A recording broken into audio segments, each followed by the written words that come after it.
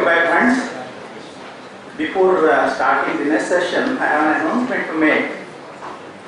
It is going to be a one-day seminar with Sabha on international taxation on 28th of June 2019, this month 28th, venue Taj Vivanta Yeshwantpur. Speakers like CA Chaitanya, Narendra Jain, Padmachand Chincha and PV Narasimhan are going to be there in the seminar to address you all. So whoever interested, please register. Both online and offline registration is open for you. Please take benefit of that seminar. Let us move on to the next technical session, reconciliation of input tax credit. To share knowledge in this session, we have invited an eminent speaker, CA Annapurna D Kabra is with us. Request our branch chairman to escort her to the dais and also welcome her to the prologue.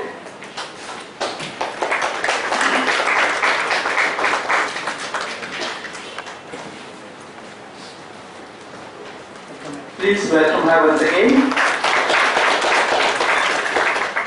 Thank you, Chairman.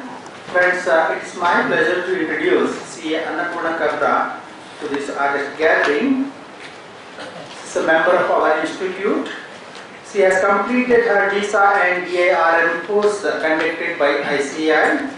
She has contributed articles on VAT and GST and a regular contributor in the journals of various journals of the ICAI, KSCA and other professional journals.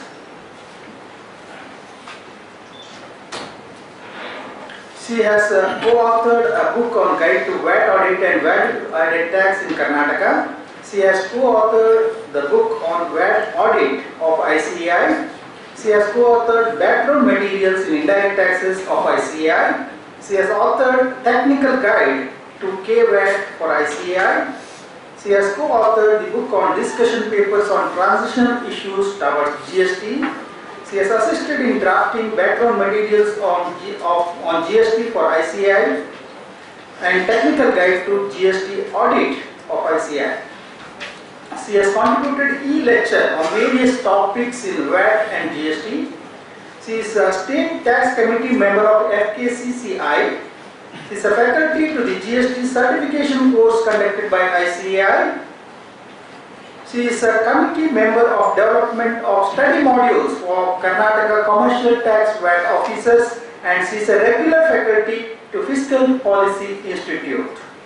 She has given training on Digital India to Women's Maheshwari Group. Apart from that, she has addressed more than 400 seminars across India. Thank you. And she has addressed gathering of chartered accountants, tax practitioners, dealers and departments officers on various issues, and currently she is practicing in Bangalore and a partner of HSKA and Association. With this brief introduction, I present CA Annapurna D Kabra before you. Please join me to welcome her once again. Over to you, ma'am. Or good afternoon, because I am in between morning and afternoon actually. First of all, I thank Bangalore branch of ICAI for giving me an opportunity to share some few experiences on filing this annual return and filing this audit report under the GST law. Before that, as soon as I entered, I saw the slide of Badrinath sir saying lot of homeworks actually. I just wanted to check, are we having time to go on home at least? So I think it should not be homework, it should be more as office work actually. So I think that was on lighter mode. And we all are relaxed actually on International Yoga Day. We got a press release which circulated in seconds to all of us that it got extended. I think from last 20 days we are only waiting for this actually. Very eagerly awaited, and it has happened by extension of 2 months. Anyway, that was the relaxation only for that day actually. I think again we have to restart ourselves, because I will tell you that even 2 months are also not enough for all of us to do this GST audit. But only it is an opportunity for all of us to do the detailed audit, to do the compliance audit, as per the GST law. I think it is one more opportunity for all of us to rework again on that and comply with the GST law. And next very important aspect is, I think from last 9 months we are trying to fill this annual return, and can you check how many of us have already filled this annual return? Generally I am seeing not many have done that actually. Any of you have filed at least annual return? At least yes, some. How many of you have filed audit report 9C?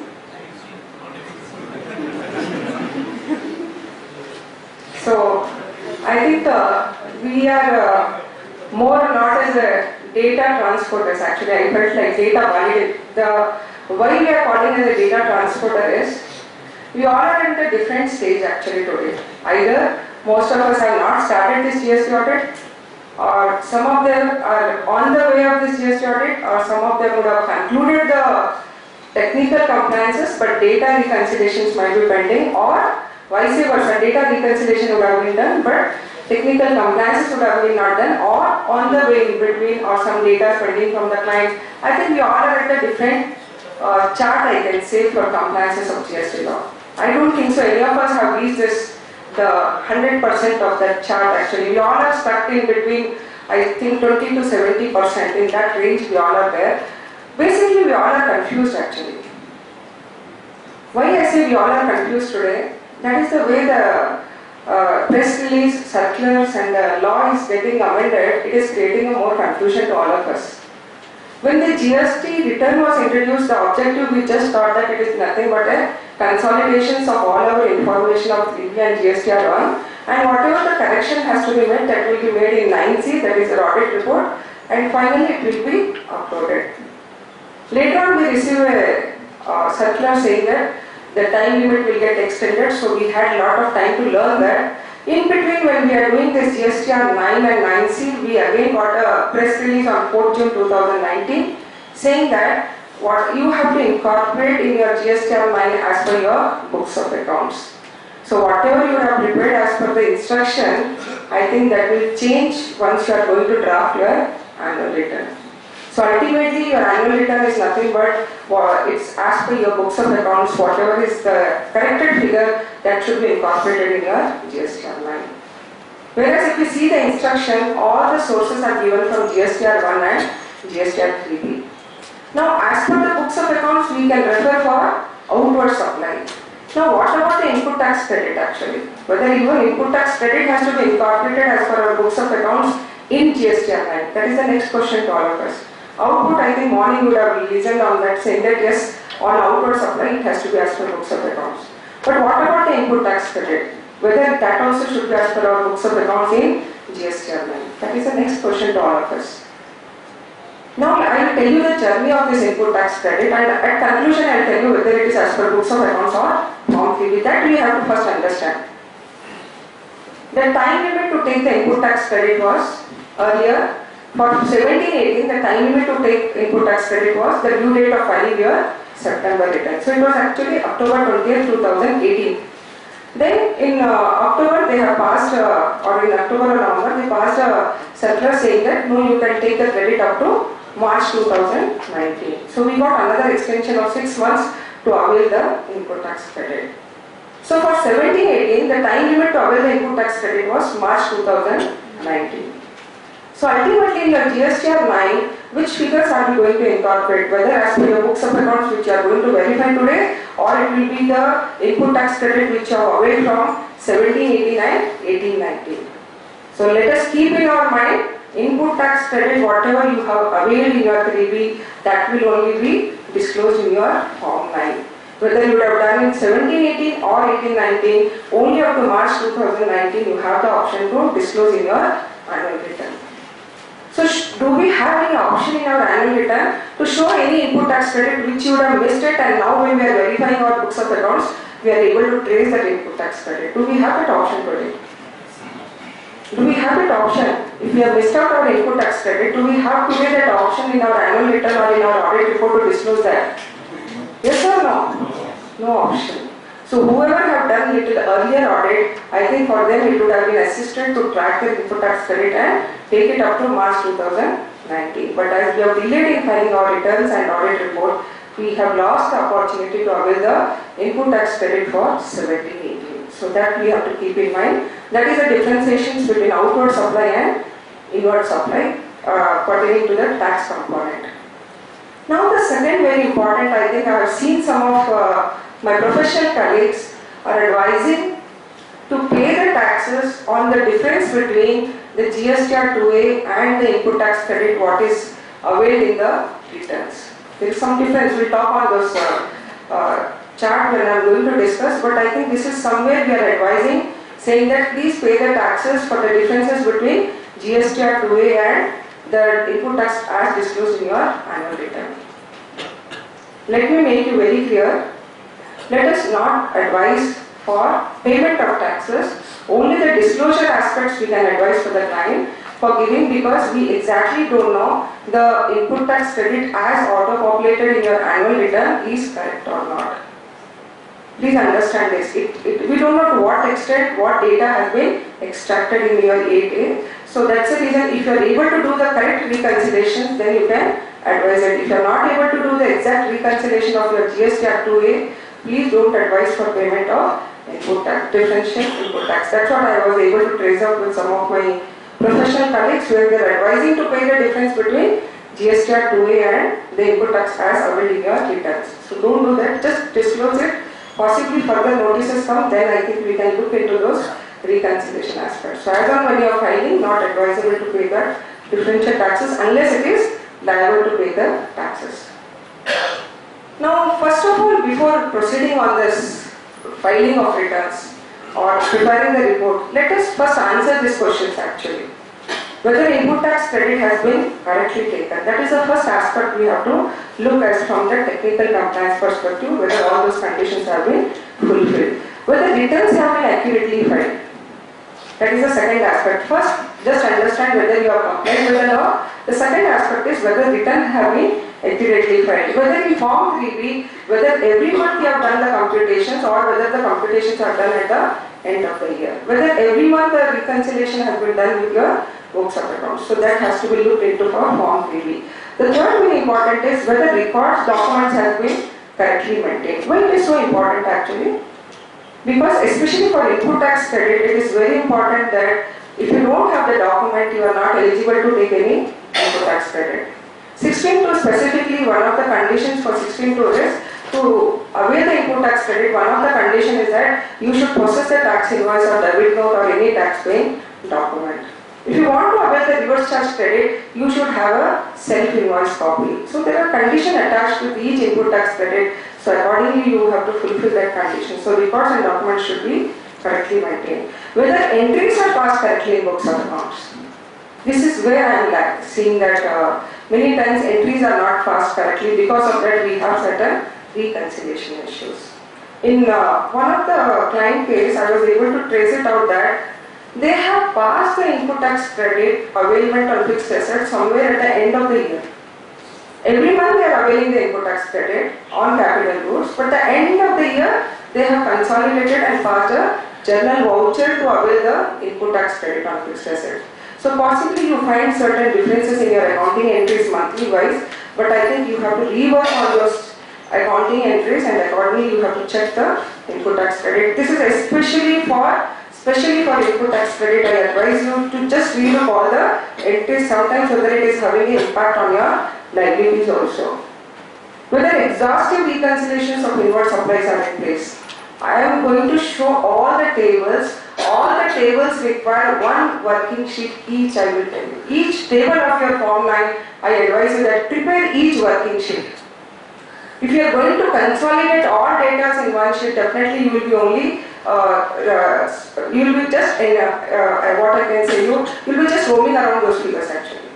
Please prepare one because the Form 3B requirement and GSTR 1 requirement is different, and the requirement in GSTR 9 and GSTR 9 is quite different from the monthly return what we have completed. So you have to do additional effort, additional work so that this will assess you for completing your assessment or any other proceedings. So I advise that for each table of your GSTR 9, Please prepare a separate working sheet so that we can just take the reconciliation. So that is exhaustive reconciliation of inward supplies and inventories. That is very, very important to proceed for the GST returns and audit.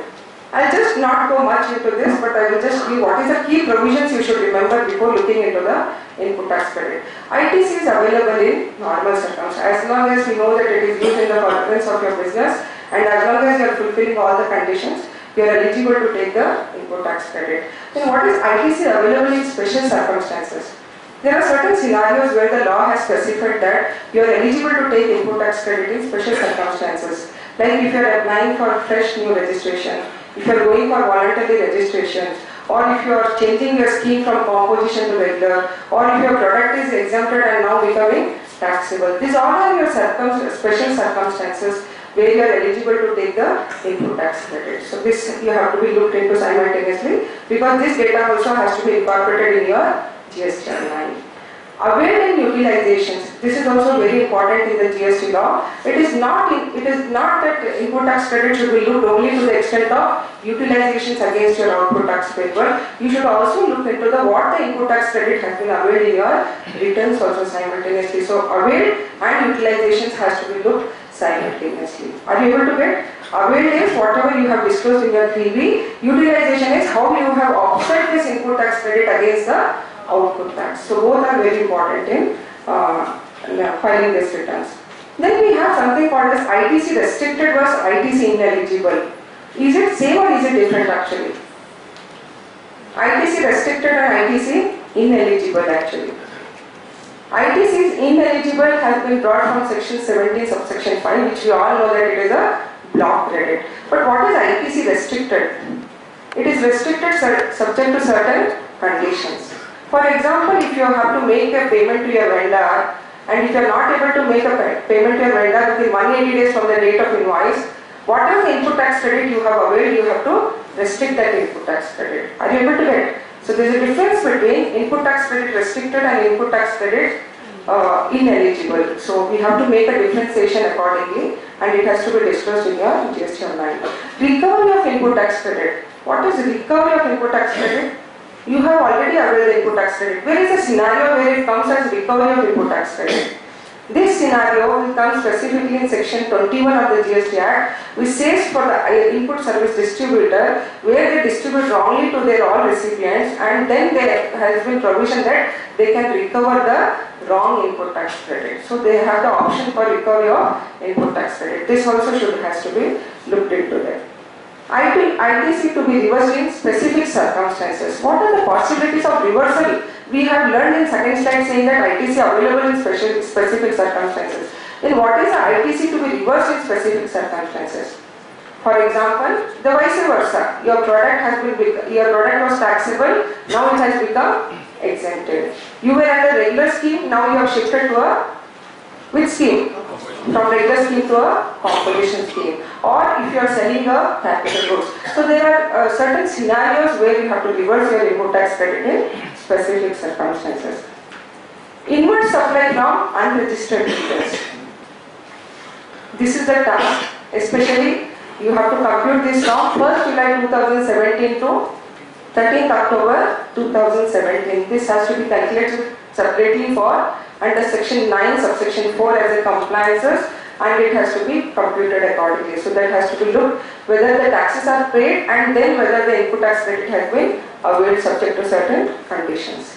Notified suppliers liable to GST under reverse charge. I think this 9.3 is continued for 17, 18, 18, 9 like GTA services, advocate services, sponsorship services. Just check whether the taxes are paid on the services and accordingly the input tax credit has been availed. Credit on import of goods. There is a specific column for credit on import of goods, and there is a specific requirement saying that earlier we used to pay custom duty, CVD, SAD. Now when we are importing the goods, we are paying custom duty as well as IGST. So I think this has to be looked separately to comply, and it has to be verified with all your bill of entry and other documents. Sending creditors returns off.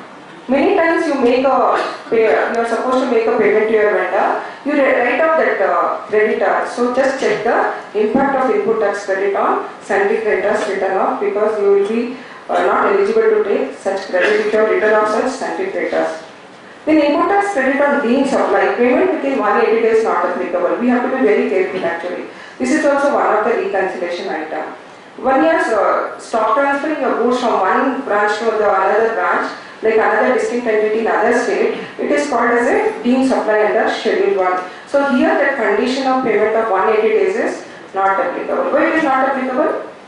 Because there is no consideration as such moving from one state to the other state. As there is no consideration which is moving, I am just stop transferring from one state to the other state and charging the GST taxes accordingly. And other branches is availing the input tax credit, but there is no requirement of 180 days. So you have to just check it, not applicable to such scenarios. Reverse charge, please remember, for reverse charge also this 190 days is payment within 180 days is not applicable. So don't see that conditions for reverse charge and input tax credit for deemed supply transactions. You are clear? So whenever you are going to see the compliance of 180 days, please be careful, this is not applicable. Time limit to claim input tax credit. What is actually the time limit? For 18-19, what is the time limit actually? For 18-19, due date of filing your September return. For 17-18, March 2019. So that we have to specific case for 17-18. Dual benefit of input tax credit. When you are going to verify, please see that whether you have enjoyed the dual benefit. Like you would have taken the input tax credit, simultaneously you would have expensed it off also. Or you would have taken the input tax credit on capital goods, simultaneously you would have enjoyed the depreciation of the stock. So just check it whether any dual benefit of input tax credit has been availed. Input tax eligibility to composition supplier, I think we all are aware. Whether composition supplier should file an annual return? Yes or no? Yes. So when you are going to file this GST or 9A for them, whether you have to look into the input tax credit compliances? Yes or no? Whenever you are going to file the annual return for first of all, what is the turnover limit for them? What is the turnover limit for annual return actually? No turnover limit. As long as you are a registered person, you are supposed to file GST 9 and GST 9A. Now I am asking the question whether composition supplier should also look into the compliances of input tax credit. Yes or no? They are not eligible for input tax credit, but whether they have to check it actually. Whether the compliance of input tax credit is required or not required. Not required? If you see the format, they are asking you for reverse charge. They are asking the informations, but I think as they are not eligible, I think in most of the cases will be expensing that input tax credit. I think if it is expensing, not required. Only to the extent of reverse charge credit, I think you can look for input tax credit. Then input tax credit in case of job work. I think sir was raising a question on this job work. Basically, if you see your annual return, there is a format asking you the information for deemed supply under 143. So if you are sending your goods for job work, you are eligible to take input tax credit. But if the goods are not coming back, inputs are not coming back within 1 year from the date of invoice, you are supposed to treat that transaction as deemed supply. And if you are sending the capital goods for job work and if it is not returned within 3 years from the date of invoice, it will be treated as supply. Now how to give the impact of input tax credit? I think for 17-18, don't worry. You are eligible for input tax credit because that 1 year is not elapsing in 17-18. Possibly this issue can come in 18-19 and may not be in 17-18 as per my view. Next is very important, transition credit, original and revision. So which figures we are going to consider actually? Transition credit when you are going to file your annual returns. Original or revision? Definitely we are going to look revision. Just one point to bring out for this transition credit is, I think you all are aware this transition form was introduced a little later in 17-18. I think probably by August last week this transition form was introduced. But we have a lot of GST credits at the beginning of the year, like lot of transition credits were there, which was adjusted in your form 3B. Yes, I think initially we had some working capital issues with most of the business persons. So what they have done is they have adjusted this VAT credit or service tax credit, claiming it as a transitional credit in their form 3B and reduce their liabilities accordingly. Again, when they have filed the transition form, possibly that amount will not come in your 3B. That amount will be directly credited to your electronic credit ledger. Be careful on this, whether we have availed double input tax credit on transition credit. In case if you are set off in your form 3B and possibly if you are applied in your transition form and applied in your, it will be directly transferred to your credit ledger. I think most of you would have looked into this issue, because in case if you would have claimed in the initial month, possibly in the future month you would have reversed it, because very important is you have to match your electronic credit ledger also. I think you all are aware we have three type of ledger: electronic cash ledger, credit ledger and liability ledger. So matching of electronic credit ledger from the input tax credit perspective is very important as on 31st March 2018. Yes? So please match this input tax credit so that you can reconcile with your books of accounts. Now the very important is mixed input tax credit to record in July to March. Now we have lost the opportunity. So whatever you have disclosed in your returns will be considered. Non-payment within 180 days to supplier, very important point, just want to bring you out. Avail, reversal and re-availment is very important. What is that? What is that I was talking this? I think this is one, in most of the entities we have seen that they are not able to comply with this. They have not maintained this, I will tell you. Only few entities we are able to see that they have maintained a separate working sheet to track the payment made to the vendors. But this is one of the most important compliance in the GST law. What in case I have availed the input tax credit? I have not reversed it. Till today I am enjoying that input tax credit. What is the impact of that? In case I am making that payment today actually, in case I am making that payment to my vendor in 1920, what is the impact actually? What will be the impact of that? I have already availed the credit, I have not reversed it. Now I got to know that I have crossed my 180 days, so I am going to make a payment to my vendor. What is the impact of that? What will be your qualifications in your audit report? The qualifications will be on interest component. Interest at 18% should be calculated after the expiry of 180 days. Please calculate the interest and accordingly pay it as an additional liability of interest. Are you able to trace what I am saying? Please, yes? Interest at 2%, no? 18%. I think they referred 18%. This is a wrong availment, no? Wrong availment. No, that's what. Very specifically 16.2, they have referred with 50 subsection 1, so it is talking on 18%. Yes, sir. Now not required, because in case if you have already made a payment to your vendor, now there is no as such implication as such. The condition for re-availment was also March 2019. Yes. And in case you are reversing it today, you cannot re-avail it because March 2019. Correct. That's what there is one case study also on that. See, please basically what is the question is, I have already availed the input tax credit. What is the time limit to avail the input tax credit? Up to March. So you have already availed the input tax credit. But you have not fulfilled the condition of payment to your vendor within 180 days. You are making that payment today. So whether you have to revert that input tax credit or whether you are eligible for input tax credit. For reclaiming there is no time limit. For availment there is a time limit. But for reversal also there is no time limit. Please understand. So only you are not fulfilled the input conditions, I think you are only liable for interest. As you have already availed in your returns, I think you are fulfilling the conditions of availing up to March 19. That is only for availment, not for reversal. Okay. Are you clear on this issue? What I was talking? So I think you are liable only for interest. The next is recomputations of the yearly formula for Rule 42 and Rule 43. There is a rule under GST law which stops on apportionment of your input tax credit pertaining to your taxable activity and exempted activity. Rule 42 is pertaining to inputs and input services. Rule 43 is pertaining to your capital goods. Please remember, Rule 42 has to be calculated monthly as well as yearly. Now the problem for all of us is, for 17-18 we would have calculated monthly. We would have disclosed in our, assuming that you have calculated, we have disclosed in our monthly returns.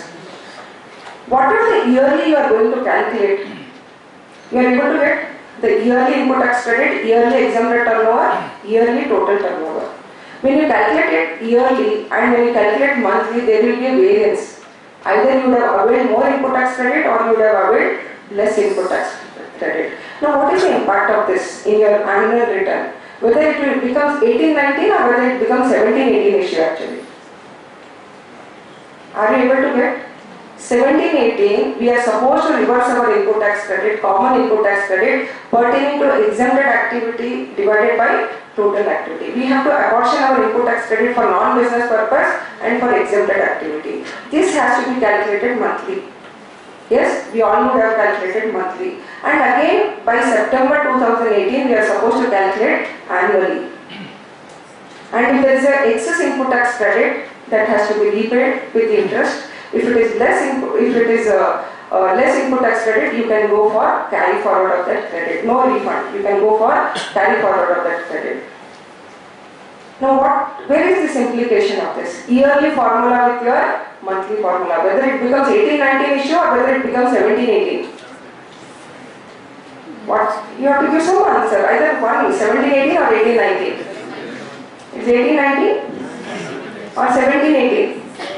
In 3B, you would have declared in 18-19, not in 17-18. Though it is pertaining to 17-18, according to my view also it will be only 18-19 item, but it should be disclosed in your audit report. It should be disclosed in your audit report when you are making your qualifications that yearly there was a difference which was adjusted in 18-19. That is the one option, or the second is you can show it in your amendment table. You can show it as your amendment in your GSTR 9 and can show that yes, to this extent it was excess availed, to this extent it was reversed. That is your option. So there are two options for this. According to my view, it is 18-19 items. So accordingly, it should form only 9C and nowhere it will impact GSTR 9. Are you clear on this? Yearly formula and monthly formula. Please look into this. And in some cases, no monthly formula, only yearly formula they have done. So where to disclose that? 17-18 or 18-19?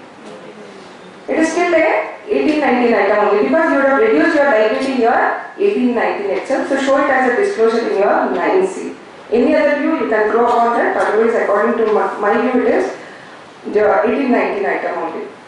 Abatement of credit of trans 2. I think most of you are aware that we have taken that abatement mechanism of 40% and 60% to enjoy that excise duty credit. So for that you have to make a sale within that 6 months or 9 months, and accordingly you have to file trans 2 to give the disclosure of stock sold and avail the input tax credit. So if you have not sold the stock, you will be reversing your input tax credit. So I think that also has to be worked out for calculating your input tax credit. Yes? Availment of credit of trans 2 and reversal of credit of trans 1 and trans 2 has to be reworked again. Please restrict, don't look only the input tax credit, also simultaneously you have to comply with this trans 1 and trans 2 also. Please remember, whenever we are going to file this GSTR 9, what are the source of information we have to look? One is Form 3B, second is trans 1 and trans 2, and the third main information is ITC 1 and ITC 2. These are the three major informations, source of informations you have to pick it whenever you are going to file your GSTR 9, especially for input tax credit. Other reversals like change in scheme, sale of capital goods, I think this you have to pick it accordingly and take the input tax credit. Input tax credit claimed as reverse charge. Now let us see wrong classifications. What is the impact of that? Instead of reverse charge credit, I have shown regular credit. Is it having any impact of that? Only there is a change in the classifications. Instead of import of service credit, I would have shown it as other credit. There is change in the classifications among the 3B itself or in GSTR 9. Whether we have to show the corrected classification in GSTR 9. Are you able to get what I am saying? It was a reverse charge credit. In my GSTR 3B, I have shown it as other credit. I have not shown it as reverse credit. Should I show reverse charge credit in GSTR 9 or should I show other credit only?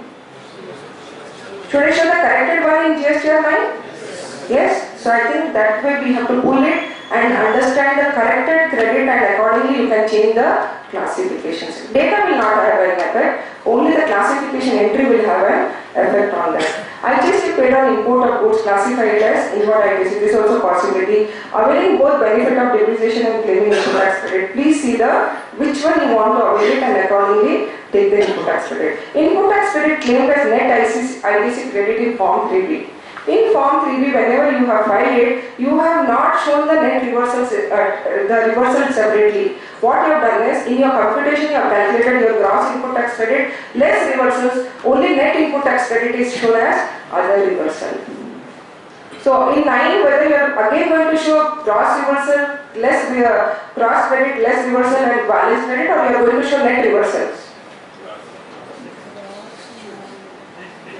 Are you able to get in GST 3B, you have shown net figure.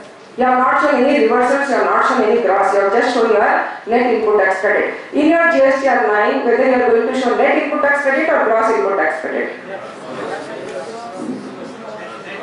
Gross minus reversal? But what is going to get auto-populated in your Form 9 will be net or gross? Net. So that internal reconciliation you have to do on that. In case if it is not, then at least you should disclose the net input tax credit. Block credit, revenue and capital expenses. There are certain ineligible expenses which is based on conditions, saying that if you are capitalized, you are not eligible for credit. For example, repair of this building, if you are capitalizing, you are not eligible for credit. But if you take that repair as your revenue expenditure, you are eligible for credit. Just look into the conditions before taking the credit on that. Input tax credit on employee direct expenses versus input tax credit on business expenses. There are certain expenses which is restricted for employees. So kindly check it with your input tax credit with your business expenses also. Classifications of common ITC, it's, I think we are clear on that. 5% on common ITC for non-business purpose. I think this is one of the rule 42 which requires that you have to reverse your 5% of your common input tax credit for non-business purpose. So I think in case if you reverse 5% of your, what is common input tax credit generally? Generally it is a telecommunications expenses, your internet expenses, your audit fees which you are not able to classify. So what you treat it as a common input tax credit which will be apportioned for your taxable activity as well as exempted activity. So the law requires that you have to reverse 5% of your common input tax credit for non-business purpose. Whether this should be disclosed? Yes, yes sir. Rule 42 sir. Rule 42. Where when they have computed the formula, they have said in case if you treat 5% as non-business purpose, I think to that extent your income tax also will have an effect saying that you have used it for non-business purpose. So I think simultaneously rework on that, and if you are able to prove with your document that it is used only for business purpose, then this 5% of reversal is not required. So that way your documentation should suffice for that, saying that it is used purely for business purpose. The most important task in our GST 9 is classification of reverse charge input tax credit from registered supplier and unregistered supplier. What is the reason behind this actually? Because possibly there are a lot of notified suppliers also which can happen from unregistered suppliers. Otherwise what I would have done, 9.3 and 9.4 I would have made it. 9.3 is from registered, 9.4 is from unregistered. But the problem is in 9.3 also you can have certain transactions from unregistered. What can be? Like your GTA might be your unregistered or your advocate might be your unregistered. So in that case it will come into the classification of unregistered inward supplies and not registered supplies, though it is a notified inward supply. So this classification requires a additional working for us. So you should know the GST number of your vendor also simultaneously. Reverse charge on import of services versus import of services from a related party. Please relook into that because import of services from related party is treated as green supply as per Schedule 1. Just relook into that, but reverse charge will have implication on import of services. So that will just check the classifications. Import of goods versus import of goods from SEZ. So both are treated as import of goods for GST 9. So both have to be prepared and consolidated to compute your import of goods. One is import of goods from outside the territory of India and one more is import of goods from SEZ is also treated as import of goods. So this has to be computed. Whereas for import of services from SEZ will be treated as your like a regular inward supply. Whereas if you buy the goods from SEZ, then it is treated as import of goods from SEZ. Subject to that, you produce a bill of entry and bill of lading as the case may be. So that way we have to classify. Whereas for import of goods and import of goods from SEZ, you have to make a consolidated work in progress. Section 17.5 credit versus eligible. Just check it because there is some changes which has happened in block credit. which is applicable only from 1st Feb 2019. Just see the law what was applicable in 17-18, accordingly calculate the block credit. Don't look into this latest provisions and recompute for 17-18. So what are the block credit provisions was applicable for 17-18, recompute it accordingly. Then ISD credit distributions wrongly and availed wrongly. I think in input service distributions, if there is a wrong apportionment to their recipients, what is the impact for us actually? The person who has availed the input tax credit has to recompute it and show it as per the corrected figure. So that way we have to rectify your annual returns and audit report accordingly. Input tax credit versus refund. In case you have applied for refund is rejected. What happened? What happens generally? Is it lapsed? It is not lapsed. What happens? It will again get recredited to your electronic credit ledger. So recompute that input tax credit also to that extent of versus input tax credit versus refund. IGST credit versus HGST and CGST credit. I told not only to look into the availment of credit, kindly look into the conditions for utilization of input tax credit. What is the conditions for utilization? Now I am not talking of current provision. What was the provisions in 17-18? IGST should be utilized against IGST, CGST and HGST. And the CGST should be set off against CGST and IGST. And HGST should be set off with HGST and IGST. This was the provisions which was applicable for 17-18. Please remember that when you are doing this GST audit, because the latest provisions are quite different for utilization. So please re-look into that whenever you are computing it.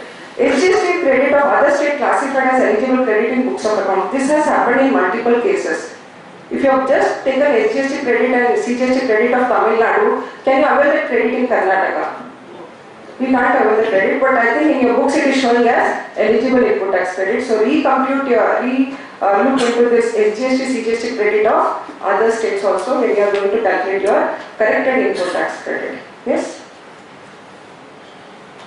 And I think this is also one of the reasons for difference between GSTR 2A and table 8A of your GSTR 9. They have given a press release saying that what can be the reasons between the amount shown in your GSTR 2A and amount as auto-populated in your 8A also. This might be one of the reasons also for showing a different credit. Then transit bill to shift to credit versus actual credit. I think this you can look into that. Wrong ITC claim versus output tax liability. What in case if you have availed the wrong input tax credit? What is the impact of that? Whether you are going to reduce your input tax credit or whether you are going to treat it as an output tax liability. You came to know that it is wrong input tax credit. Whether you are going to reduce your input tax credit or whether it becomes your output tax liability actually. It becomes an output tax liability. Any other option? Any other options? I'll just tell you like how it is working out. According to my view also it is output tax liability. But when you are going to file your annual return, if there is any liability, how we are going to make a payment? How we are going to make a payment for additional payments? DRC 03. And if you read the instruction says that you have to make this payment only by cash. Are you able to get? Any payment liability you have to make it by way of cash. This is one. When you are going to make a payment through DRC, there are 4 options. Out of that, one option is annual return. One more option is voluntary payment. Please go into that also. This is only one of the option I can tell you. When you go for voluntary payment, it will ask you whether you want to make through cash or whether you want to make payment through credit. So if you are going to pay through annual return, you have to pay only through cash. But if you are going to make a voluntary payment, you can either set off your credit with that liability or you can pay it by way of cash. But if you see the press release, it is purely saying that you should make a payment by cash only. Whereas there is only a technical option which is available, which you can decide it accordingly. As this press release is not having legal backing, you can take that if there is a huge liability also accordingly. That's one of the options I thought we can just discuss on that. Then input tax credit claimed in 18 to March 19, track of current year versus previous year. How are we going to track the input tax credit of 18-19, which is pertaining to 17-18? How are we going to track in 18-19 saying that yes, this was pertaining to 17-18 actually? Can anybody tell me actually? Are you able to get 18-19? I have availed the credit each month. I will give you a simple example. On import of goods, I have missed one bill of entry for the month of March. GST on import of goods, I have missed it. In 18-19, I have some imports. Say 5 lakhs I have imports, whereas I missed a bill of entry for 8 lakhs. Can I enjoy the input tax credit to the extent of 5 lakhs? Are you able to get March 2018, one bill of entry having a tax credit of 8 lakhs? I have missed it. Whereas we have one more import of goods in 18-19 which is pertaining to having a credit of 5 lakhs. Can I set off saying that yes, out of 8 lakhs, 5 lakhs I have taken in 18-19, balance 3 lakhs will be written off or lapsed?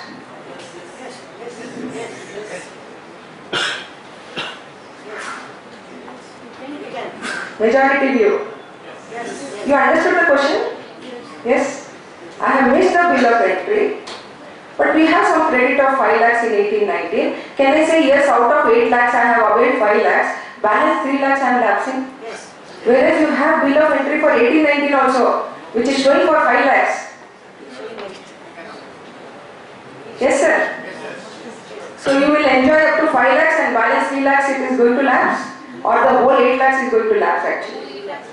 Whole 8 lakhs will lapse? Yes, sir. Because this is all we have to answer when you are going to finalize. This is one issue on import of goods. Let us take other input credits. No tracking. Here I was able to track, yes, this was my bill of entry. What about the other input tax credits? 17-18, some 6 lakhs I missed it. It was there in the books, but I have not availed in my DB. What is the time limit to take credit? March 19. When you have filed 3B, you would have filed all your input tax credit. We don't file invoice wise, correct? We file the consolidated input tax credit. So there is no tracking of input tax credit to what extent it is pertaining to 17-18 and to what extent it is pertaining to 18-19. Something you can try upon this. Are you able to get?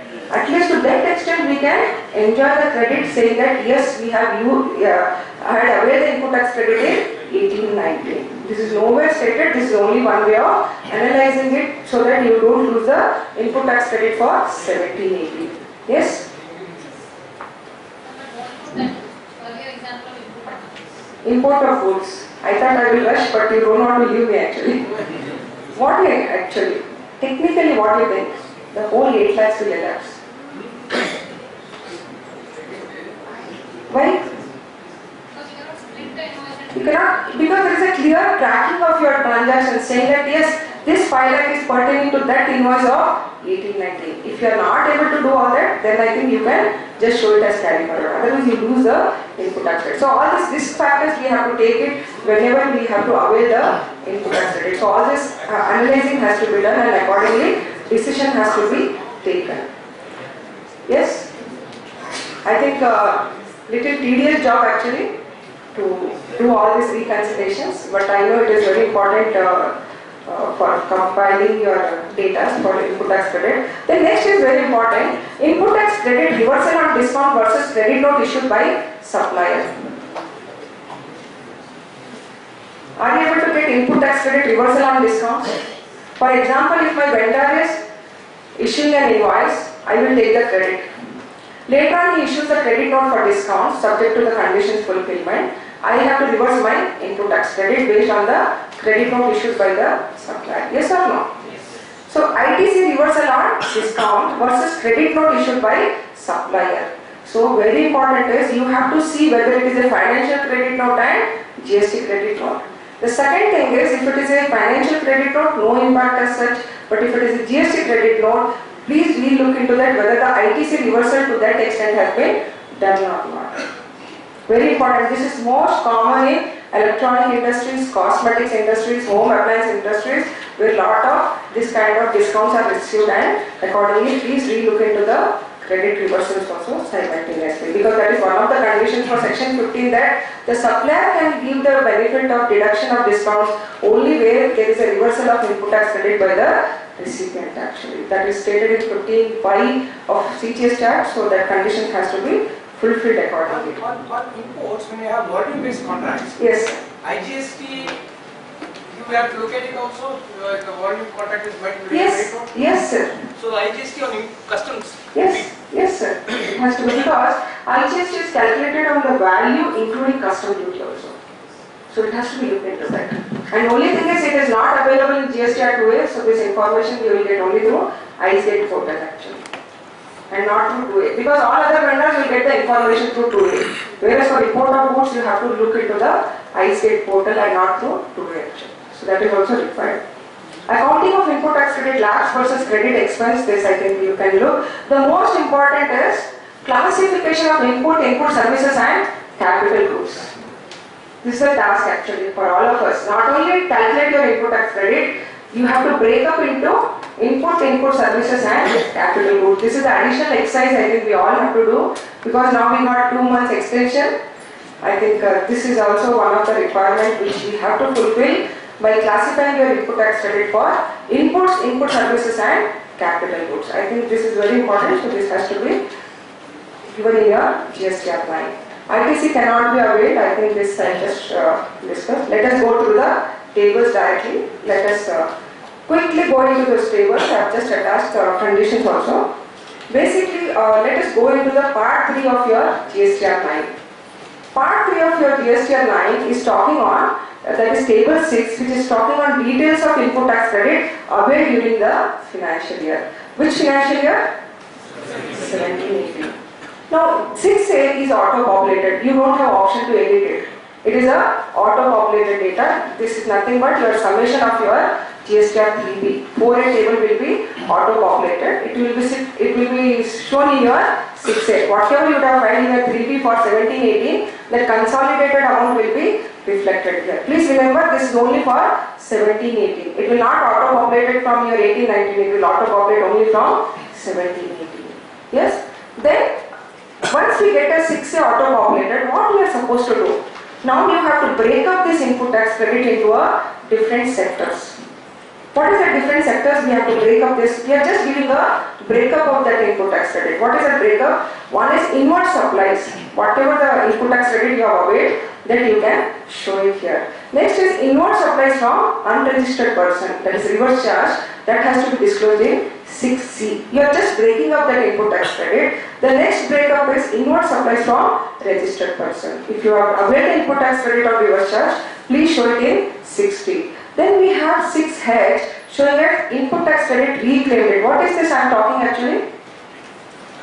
This is regarding payment within 180 days, where you have to make a payment. If you have not made a payment, what happens? You have to reverse the input tax credit, and again when you make a payment, it is called as input tax credit reclaimed. Only that extent it will be disclosed. So what is the conditions here? Avail it, reverse it and make a payment. Then only this will be reclaimed. Then only this will be disclosed in 6H. If you have availed the input tax credit, it will go to 6B. But if you have availed the input tax credit and reversed it input tax credit, that is not disclosed in 6H. Please link this 6H accordingly. Very important. The next is import of goods including SCZ supplies. I already told you, whenever you are going to calculate IGST on import of goods, please consolidate even SCZ supplies also. Like you are importing the goods from SCZ, purchase of goods from SCZ. So this has to be disclosed in your 6E. Then 6F, you have to disclose import of services. When you are going to disclose import of services, don't disclose SCZ supplies. Where SCZ supplies will come? Already I have told you. When you avail the services from SCZ, it will go to your 6B itself. It will not come into 6F. So any SCZ inward supplies or services will be disclosed in 6B. Are you clear? The next is input tax credit from input service distributors. So that has to be disclosed in your 6G, and totally if you see 6I, total of 6B to 6H. So differentiation should be 0. The instruction says that ideally it should be 0. Are you able to get? Ideally it should be whatever is disclosed in your 3B consolidation, please give all the breakup of that. If you give the breakup of that, the difference should be 0. Ideally it should be 0. Now let us see how to look into the next aspect. What first source of information we had here? What was the source of information to fill this data? 3B. Yes, for filling this chart we require form 3B data. Now next, for this what we require? What document we require here? What source of information? Trans 1 applications, trans 2 applications, or the trans amount what is credited to your credit ledger, that will be your source to disclose your, in 6A and 6L you have to disclose trans credit, what is finally availed, not what you have applied.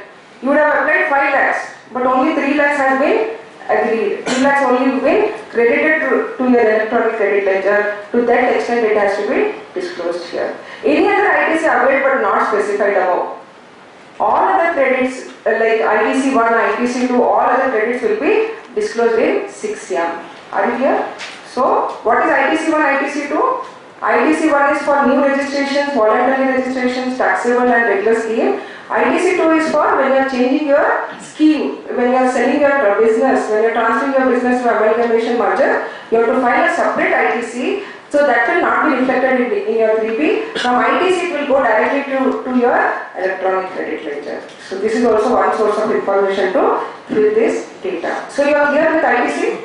So this is a total ITC which you have to calculate. So I have just attached the instruction from which table you have to pull that information. Like for example, if you want to pull 6B, you have to go to table 4A of your form GST 3B. You have to just pull that data and accordingly you have to reconcile it. For example, inward supplies you have to pull from 4A sub file of form GST 3B. So each disclosures I have given what is the instruction has been given. Please rework on this for each, treat it as a separate working sheet and calculate it separately for input capital goods and input services. Like reverse charge for 6C is talking on reverse charge from unregistered person, 6D is talking reverse charge from registered person, 6E is talking on import of goods including supplies from SCZ, 6F is talking on import of services excluding inward supplies from SCZ. So which are the source of data? Like for table 4A2 of your forms GST 3B, you can use it for filling these details. Input tax credit received from ISD. So all these data you can pull it from the respective form 3B table and you can map the data accordingly and disclose it in your annual returns. So I think this is the information for transfer transfer. So totally you will get a total credit of this. Now what is 7 actually? Out of your credit there are certain reversals which you have to make it. So all those reversals will be disclosed in your table 7. That is details of input tax credit reversed and ineligible ITC for the financial year. Very important. So just look into that. Any ITC reverse not paid within 180 days or wrong input tax credit or any ineligible input tax credit, trans reversal, ISD credit note, capital goods, sale of capital goods, all those reversals will be disclosed in table 7. Yes, so gross input tax credit minus reversal, ultimately it is the 7J. This important point is, the 7J is nothing but net ITC available for utilizations. This 7J has to be used in your form 9C for reconciliations. 7J is nothing but gross input tax credit minus reversal. This 7J will be used for your reconciliations. Now my issue to all of you is, this data is for 17-18 or 18-19? 17-18. Then how I am going to reconcile in my books? Because in my books I am having a corrected figure, whereas in 17-18 it is not a corrected figure. Why? Because I would have made certain amendments in 18-19. Whereas if you see in the 9C instruction, they say please pull the data from 7J for your reconciliations. So then where it has to be shown? Where it has to be shown according to you? Annual return of 18-19.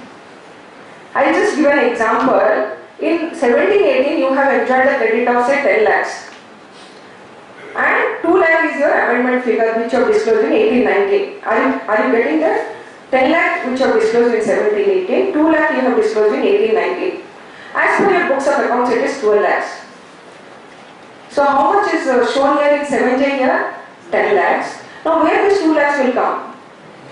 In your 9C, where it will be coming? 30? In amendment? Yeah, you can tell no problem. In 30 as ITC availed. Correct? If you see, there is an amendment table, that is table 10, 11 was for outward supply, table 12 and 13 is for inward supply. Table 12 is talking on ITC reversal, table 13 is talking on ITC claim. Now this 2 lakhs will be disclosed in which table? Table 13. Are you clear? Whereas if you see the reconciliation, it is saying just tally with 7J. They have not given the information that okay, you have to go to table 13, table 12. Are you able to catch what I am saying? When I am going to compare with my books of accounts, the instruction given in 9C is that you have to refer 7J only, whereas 7J is having the information of only 17, 18. So from where I have to pick these 2 lakhs? What will be these 2 lakhs actually? 12 lakhs is your books credit? Yes? You all are hungry? All are hungry? Or all are entered into that world actually? What to do, whether to file or not to file? 2 months is enough. And very luckily it was on International Yoga Day actually. It's very fortunate. Because a lot of brain exercise is required for this. So I think especially you have to take it as, how to disclose this? 2 lakhs. My books is showing 12 lakhs, my 7 is showing, you tell me where to show. What it is, there is a table in 9C showing as additional recommendation, where if there is any ITC reversal, please show it as a liability. If it is input tax credit, please show it as an adjustment to your returns in your table 12 of your 9C. Just remember that. That is only one point I want to make you out. Don't roam around where this figure I have to take, because instruction is saying 7J, whereas I am having an amendment in table 12 and table 13. Whereas for outward supply you can take 10 and 11. Whereas for input tax credit, they have not specifically stated that you should take it from 12 and 13. So be careful on this. If you read the instruction in 9C, nowhere they have stated that you should borrow from 12 and 13. Why they have not used it? Do you think that the instruction is wrong actually? Instruction is correct. Why they have not brought it to? Because input tax credit, whatever is you have taken in 18-19, pertaining to 17-18, already you would have utilized against your output tax payable in 18-19 itself. That's why they don't want to give that credit again in your 17-18 financials, 17-18 reports. That's why they have now said take it from 10, 12 and 13, use it only for reconciliations purpose, not for availment of input tax credit. Very nicely designed actually. Very smartly 9 and 9C is designed. Only thing is we have to understand where to disclose that amount and so that we can reconcile with our books of accounts.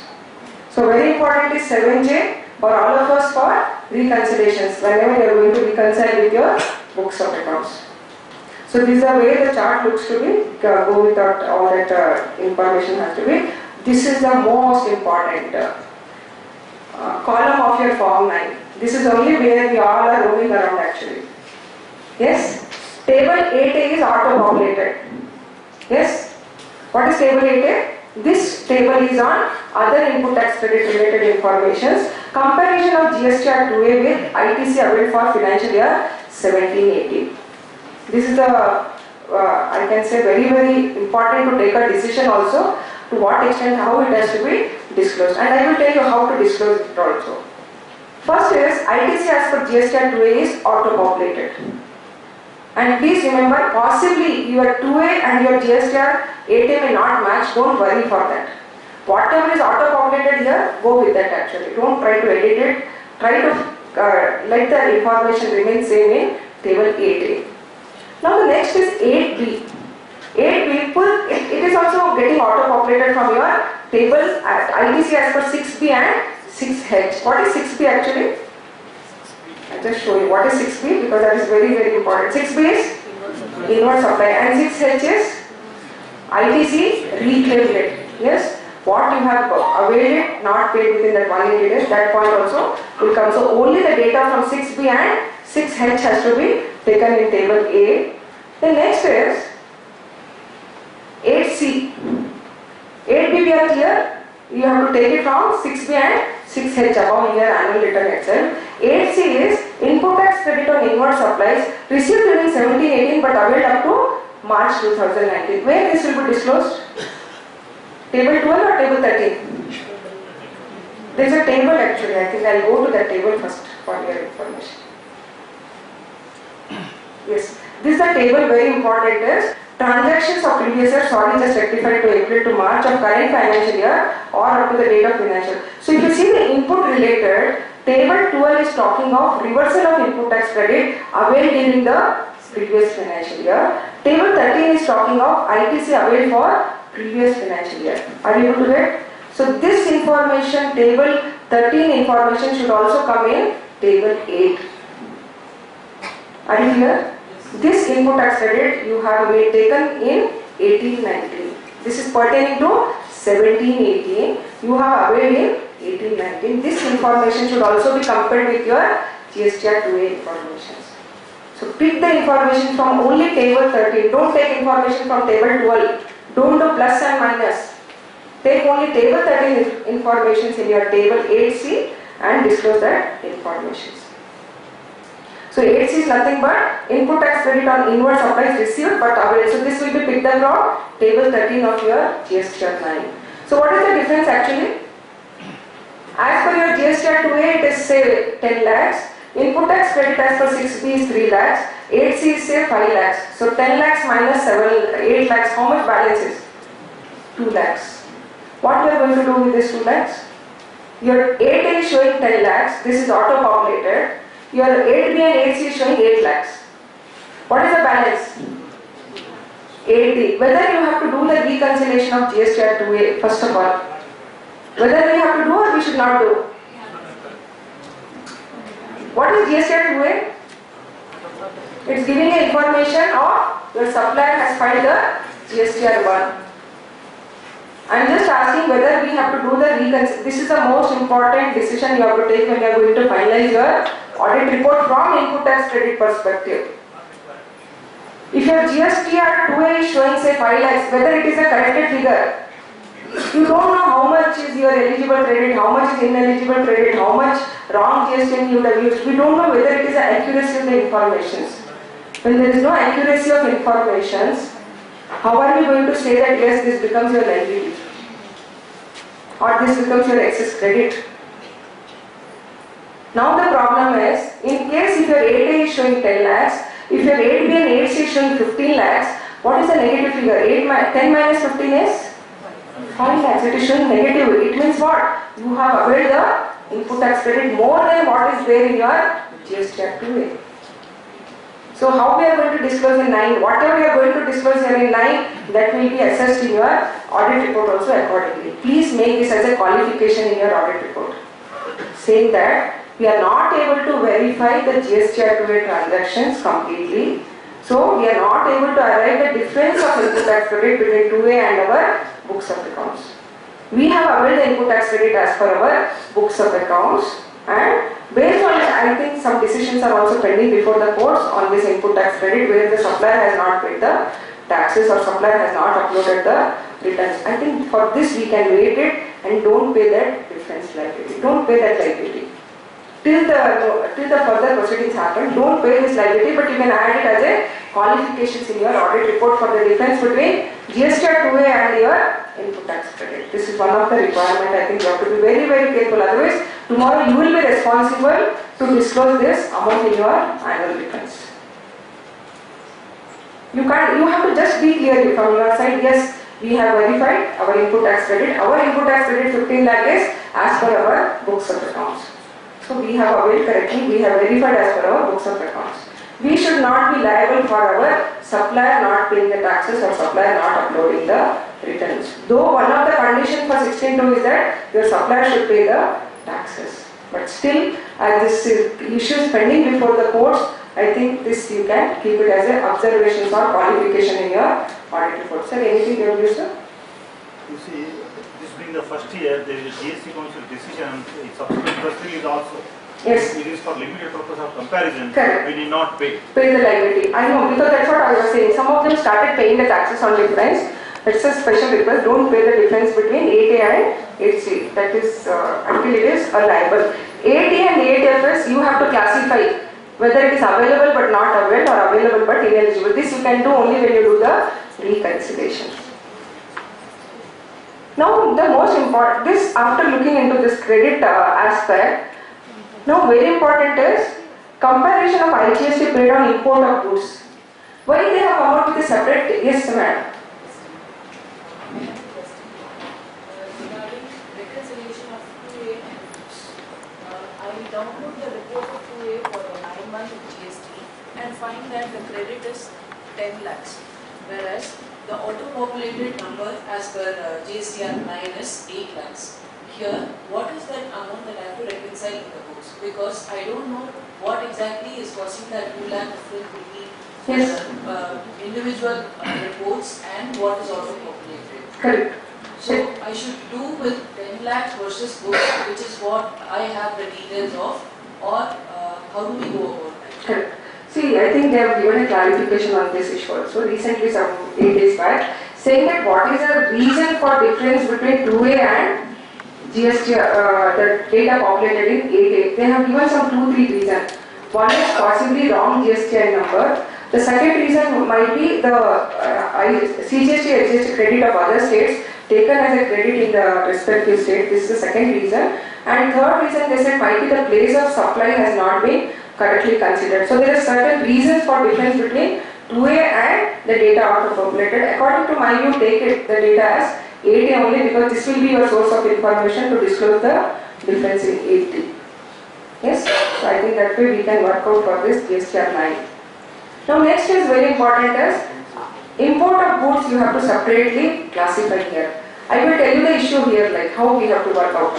IGST paid on import of goods. So whatever you would have paid on your IGST on import of goods, please show it as above. Now the problem is IGST credit availed as per 6E above. What is 6E? We have disclosed in 6E which pertains to import of goods including GST. Now whether the data should be only of 17-18 or 18-19 also here. IGST paid on your very, because I am clarifying all this because these are the recent clarifications which are made in your press release. IGST credit above I am talking, this is saying from 6C. 6C was pertaining to 17-18 or 18-19? Table 6 and table 7 what we are talking? 17-18. Whereas here specifically they have come out with a clarification saying that in 6C you have to include the input tax credit IGST paid on import of goods for 17-18 as well as 18-19 also. You are clear? I don't know how it will match now. You are able to understand what I am saying? In table 6E you have to take IGST paid on import of goods for 17-18 as well as 18-19. Whereas when we have prepared GSTR 6 table, we have taken all the figures from 17-18 of GSTR 3B. This is one exception. Please re-look into this and incorporate it. It will match it here. Show it as difference. No problem on this. When there is a specific instruction, no problem. Please show 6C here. Specifically make a note of this. Whenever you are going to disclose, don't show all that amendment in table 2 and table 13. IGST credit on import of goods should not be shown in table 2 and table 13. It should be shown in 6C in that 18-19 total. Only for import of goods this is an exception. And then reconcile it. Yes? This is specific instructions which has come out in a press release. Please see, because this was a lacuna when the annual return was studied actually. This was sent as a suggestions to the council. They have considered it and accordingly they said okay in that 6C itself you add that IGST for 18-19 and show it as a amount actually. So there will be no difference if it is as per your books and as per your PTOs. You are clear? Clear or not clear? Exception to exceptions are so many things to remember. For each table so conditions are attached, but at least we have to remember in case if we have to file this. We have to work, no other options. So I think this way we have to look at. This is our instruction which we have to file. So ultimately what is lapsing actually? If you disclose in table 8K, just can you see the table 8K, ITC to be lapsed. 8E, 8F and 8J. What is 8J? ITC available but not awaited. That is becoming as lapsed credit. What is 8E and 8F? 8E and 8F is nothing but input tax credit was available but you have not awaited. Input tax credit was available but it was ineligible input tax credit. So this all amount will get lapsed. In case if you disclose this amount, there is no other option for you to take this credit. So be careful when you are filling table 8E and table 8F. You can ask me a question, madam, what in case if I keep blank? Are you able to understand? I will fill 8C, I will fill 8B. I will not fill 8E and 8F. Yes? Why I want to declare that it is unavailable? Why I have to declare that it is ineligible? Can I do that actually? My 2A is showing 10 lakhs, my input tax credit is say 15 lakhs. What is 5 lakhs? No problem. But in case my 2A is showing only 8 lakhs, I have availed the input tax credit of 5 lakhs, balance 3 lakhs will become ineligible credit. Should I show that in table 8E and table 8F? Yes or no? Because conditions are saying that table 8E and table 8F should match with table 8D. I know just trying to just make you understand what in case if I fill only table 8D. I will not fill 8E and 8F because what is going to get lapsed? What is going to get lapsed? 8E and 8F only. 8D is not going to get lapsed actually. So that way you can just take a call on that and you can fill only up to 8D. 8E and 8F, just try to upload whether it will upload without that information. Yes, because in case if you fill 8E, 8F, definitely you are going to lose your input tax credit as lapse. You cannot file for that input tax credit for which you are rightfully availed the input tax credit, but your vendor has not made the paid the taxes or not filed the returns. You are clear? You are clear? Yes. So these all are the conditions I think you can look. This reconciliation is not required. These 3 reconciliations are not required. What is that? Credit availed on tax paid under 9.3 and 9.4 not required for GST or 9. Credit availed on import of services not required. Credit availed from ISD not required. So whenever you are going to compare your 2A with your books data, this type of credit verification is not required. Yes? Possible, this can be your qualifications, kindly look into that. I told you source of information by reconciliation of GST or 2A with ITC availed. This can be one of the, you can make it as a qualification. The difference of input tax credit can be excess or deficient. The excess credit can be questioned by the government. So kindly re-look into this input tax credit.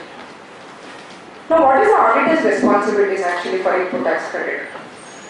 One is recommendations of additional liability includes non-reconciliation of input tax credit. Whether you want to make a payment by cash or credit ledger, we have already discussed on this. Whatever the wrong input tax credit, additional liability because of non-reconciliation of input tax credit, that has to, as per books it is showing 5 lakhs, whereas you would have taken 8 lakhs input tax credit, balance 3 lakhs will become your liability. Identifications of ineligible input tax credit as claimed as eligible input tax credit. How are you going to qualify this? According to you, you still want to fight on that. You say no, it is eligible input tax credit. Whereas the law is saying or your consultant or your client is deciding that no, it is eligible, whereas you are saying it is ineligible. So how are you going to classify this? You would have already taken as eligible input tax credit. There were certain issues actually on input tax credit eligibility. So how are you going to disclose this actually? Eligible according to client, according to your view it is ineligible. Say transportation of employees.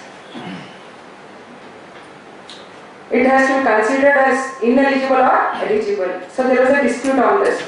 Can we take it as a for transportation of passengers? Transportation of passengers also includes transportation of employees. So I think this was the issue which we were having, and some of the entities have reversed the credit, some of the entities have availed the input tax credit. If you think that it is not eligible as per the law, you can show it as a qualifications in your audit report, or if you are not able to at least calculate the liability to that extent, at least show the qualifications in your audit report. Are you clear on this? Then reconciliations of eligible input tax credit expense wise. This is the time consuming task in GST or ITC. What you are going to supposed to do, break up all your expenses.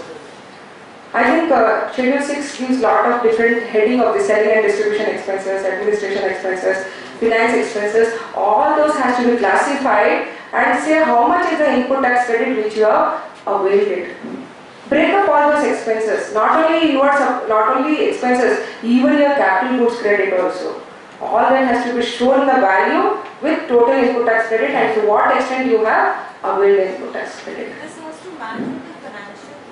Yes, 9C has to be matched with your financials. 9C is nothing but your reconciliation statement. So the total of all the expenses should match with the P&L. Value of expense they will not verify, only the input tax credit of expenses they will verify.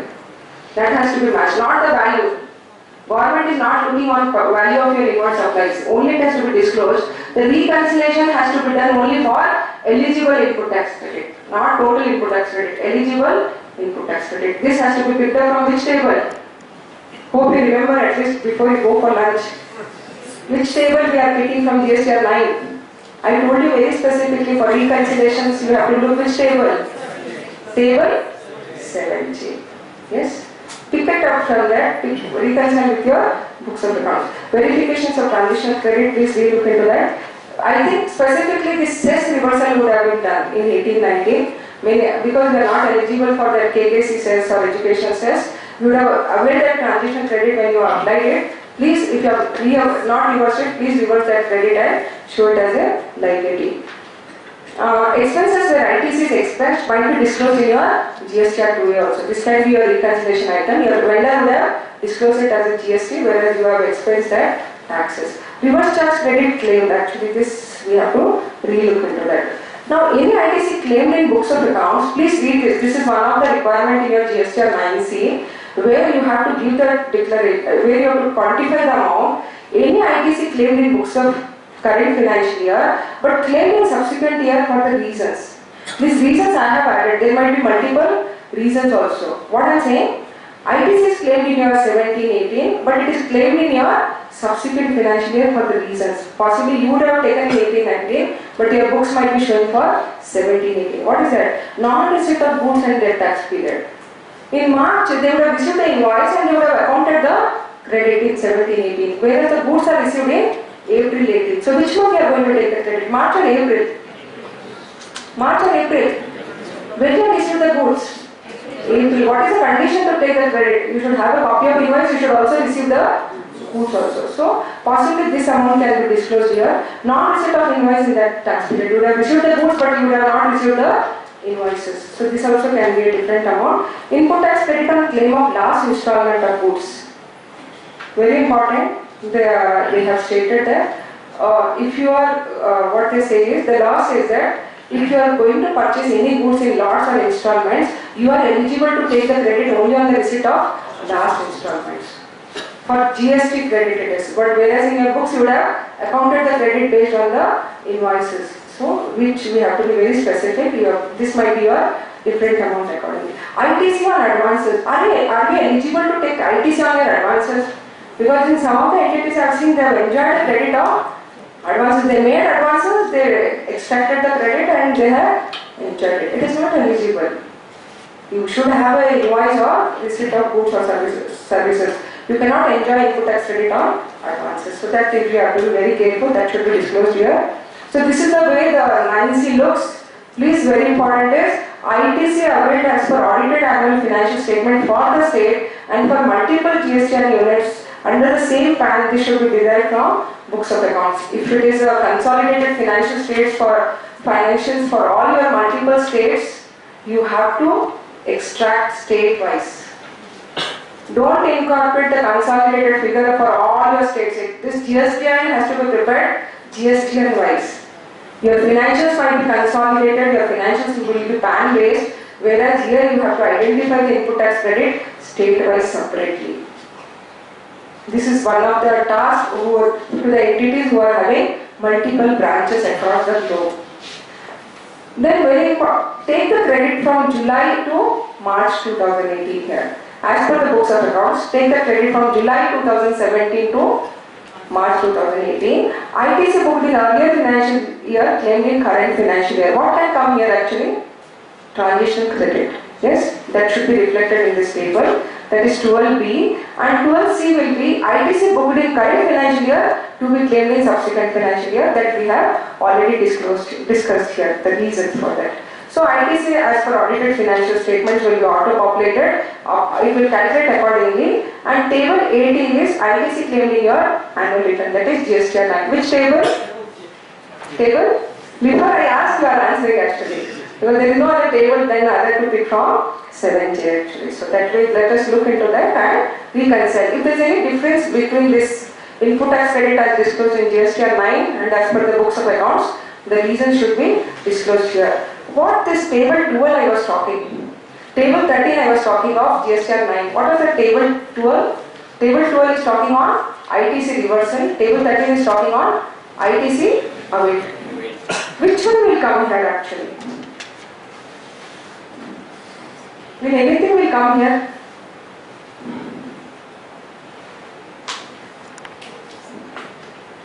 ITC booked in earlier financial years, claimed in current financial year.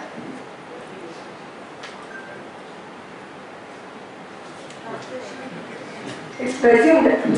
How we present that extension will happen? This is also presumed that lunch hours are there. Another 5-10 minutes. Yes, 5 minutes. We'll just close it. Just want to make you understand. In this table, ITC booked in current financial year to be claimed in subsequent financial year. You can add that amount so that to that extent it will get mastered. Yes. This is the most important chart. I have just picked 5 only. There are some multiple expenses. You have to break it. You have to give description, you have to give value of all those breakup of your expenses, whether it is purchase, imported goods, power and fuel, freight, rent, insurance, reverse charge, everything, all your financials, profit and loss account should be disclosed here. Value, that is purchase value, disclose how much ITC was there, out of that how much ITC you have availed. I think if you have expensed the input tax credit, can we give this breakup actually? If you have already expensed your input tax credit as part of your cost of your expense or purchase, I think that breakup will be a task. At least to the extent of eligible input tax credit, please give the breakup of value and amount of total ITC. Whereas the report requires that you have to give a detailed expense of credit and out of that how much you have availed. This, I think in my experience, this is the one which is taking more time for the entities to prepare expense files. At least to the extent you are able to bifurcate and give the major classifications you can make. Purchases you can make, capital goods you can make, import goods you can make, RCM you can make and other expenses. At least to that extent you can bifurcate it, and this has to be reconciled again with the 7J also as eligible input tax credit. It should tally with the P&L figures, the expense? Yes, yes. It has to be reconciled with the topic. This on which ITC is there. For example, if it is a financial interest, there will be no input tax rate, so not required. Only which is having an impact of ITC, that should be disclosed. For example, in some expenses, say 1 lakh rupees is the gross expenses, in that 50,000 is subject of ITC. So should I put 50,000 or 50,000. 50,000. And auditor recommendations on additional liability due to non-reconciliation. This is very important. Here, whenever you are going to calculate additional liability because of wrong availment of input tax credit, here you don't think that you have to avail the input tax credit. This table is talking on, because some of us are confused that here when they are shown in description, if you see there is an input tax credit. It is not for the availment of input tax credit, it is for the wrong availment of input tax credit, which will become as a liability, and that they have very specifically said it should be paid only through cash.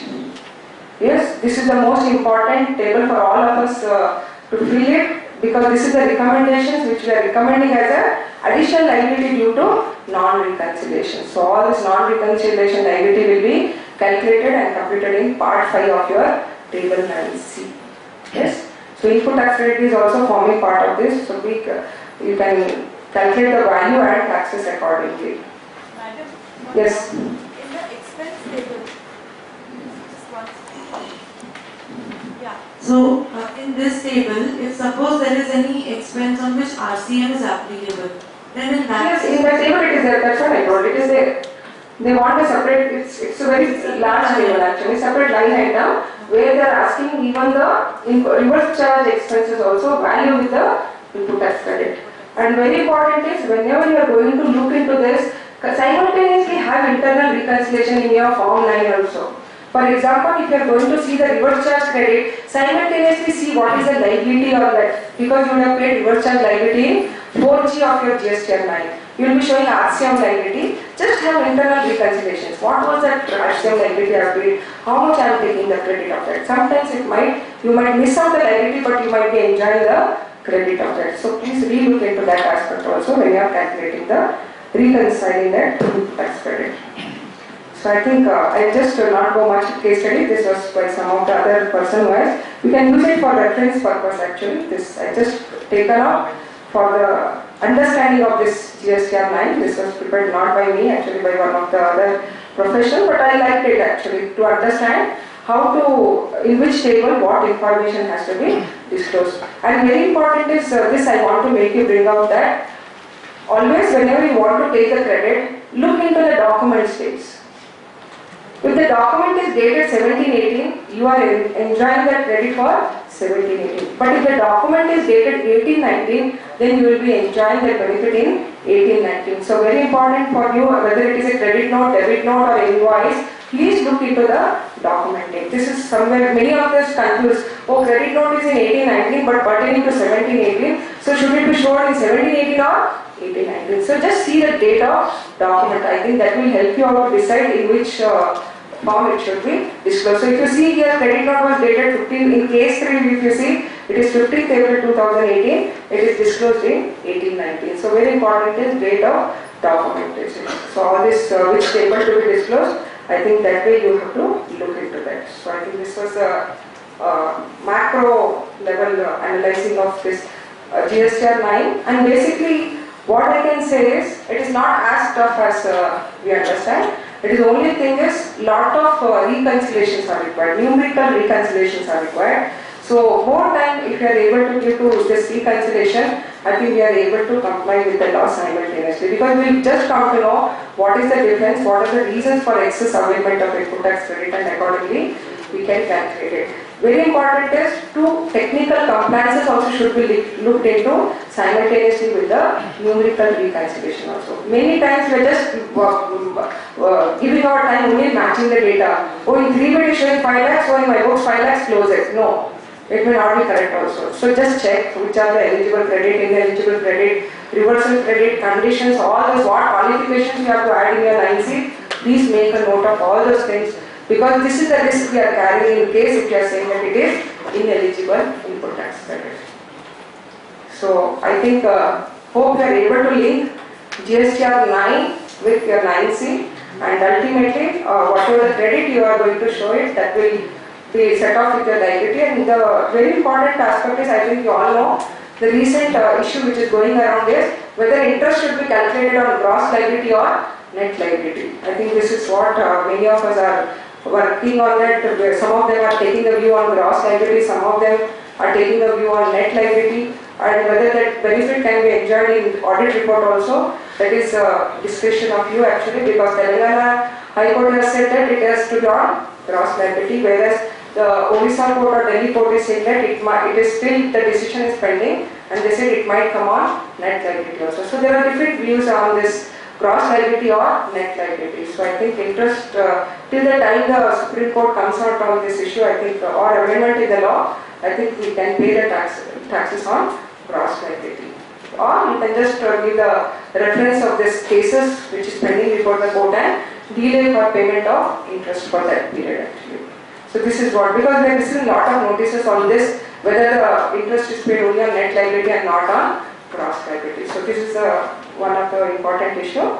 And next is, I think the most important is whether interest has to be calculated for wrong utilization of credit actually.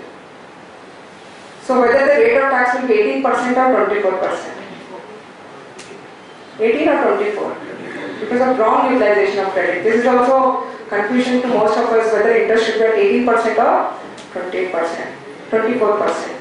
If you read strictly section 50 subsection 2, it goes with 24% for wrong utilization. So this is also huge rate of interest to pay for wrong utilization. So I think that way, very important for input tax creditors, kindly look into the documents, kindly look into the conditions are fulfilled, kindly look into the credit what we have disclosed in our returns, that is only the source of document is GST freebie and your books of accounts. I think that way if you merge the data and work out, for each table calculate a separate working sheet, definitely you will be able to close this annual returns and audit report.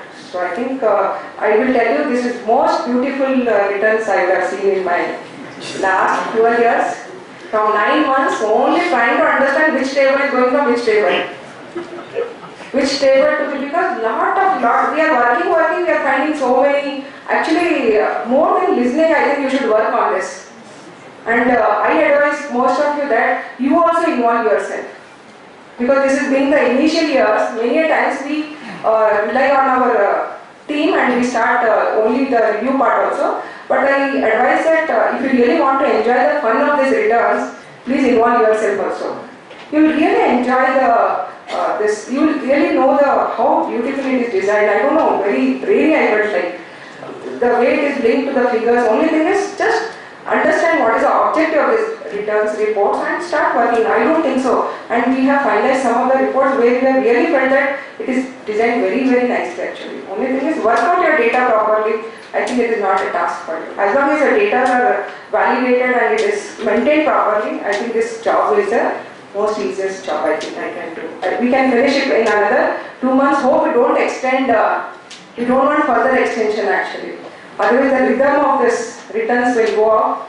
So let us start preparing, let us start working on this simultaneously, and all the best to all of you for GST audit, and soon you will have income tax audit also simultaneously. So I think that is anyway, I think we have to get used to with all these filings. So no homework, no office work. All the best to all of you. Thank you, Annapurna. Thank you, Annapurna. Annapurna, we get a soft copy, right? Yes, you get it.